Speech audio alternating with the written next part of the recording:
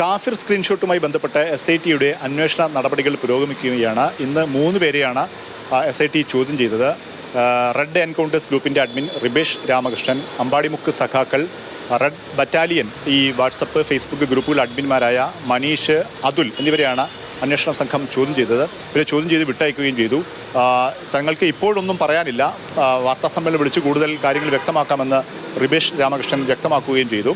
ഏറ്റവും പ്രധാനമായും വടകര സ്ക്വാഡ് എന്ന വാട്സപ്പ് ഗ്രൂപ്പിലാണ് ഈ കാഫിർ സ്ക്രീൻഷോട്ട് ആദ്യമായി ഫോർവേഡ് ചെയ്ത് എത്തിയതെന്ന് അന്വേഷണ സംഘത്തിന് മനസ്സിലായിട്ടുണ്ട്. ഇത് ഫോർവേഡ് ചെയ്തത് ജിതിൻ ഭാസ്കരൻ എന്ന DYFI ബ്ലോക്ക് നേതാവാണ് എന്നുകൂടി വ്യക്തമായിട്ടുണ്ട്. ജിതിൻ ഭാസ്കരനെ കഴിഞ്ഞ ദിവസം അന്വേഷണ സംഘം ചോദ്യം ചെയ്തിരുന്നു. ജിതിൻ്റെ ഫോൺ അന്വേഷണ സംഘം ഇപ്പോൾ കസ്റ്റഡിയിൽ എടുക്കുകയും ചെയ്തിട്ടുണ്ട്.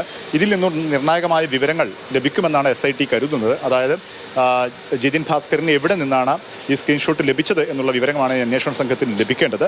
അതിൻ്റെ വിവരങ്ങൾ വരും ദിവസങ്ങൾ അറിയും. അങ്ങനെ ഇതാരാണ് ക്രിയേറ്റ് ചെയ്തത് സ്ക്രീൻഷോട്ട് എന്നുള്ള കാര്യം അതിൽ ഈ അന്വേഷണത്തോട് വ്യക്തമാകുമെന്നാണ് അന്വേഷണ സംഘം വിശ്വസിക്കുന്നത്.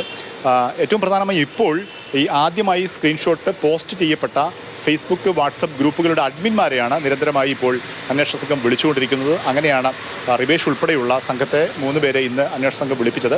കഴിഞ്ഞ അന്വേഷണ സംഘം റിബേഷ് രാമകൃഷ്ണനിൽ തട്ടി അന്വേഷണം നിലയ്ക്കുകയായിരുന്നു. അതായത് എവിടെ നിന്നാണ് ഈ സ്ക്രീൻഷോട്ട് ലഭിച്ചതെന്ന് റെഡ് എൻകൗണ്ടേഴ്സ് എന്ന ഗ്രൂപ്പിൽ റിബേഷ് പോസ്റ്റ് ചെയ്ത ആ കാഫിർ സ്ക്രീൻഷോട്ട് എവിടെ നിന്നാണ് ലഭിച്ചതെന്ന് അന്വേഷണ സംഘത്തോട് പറയാൻ റിബേഷ് തയ്യാറായിരുന്നില്ല എന്നുള്ളതാണ് കഴിഞ്ഞ അന്വേഷണ സംഘം അറിയിച്ചിരുന്നത്. അങ്ങനെയാണ് കോടതിയിൽ റിപ്പോർട്ട് നൽകിയിരുന്നത്.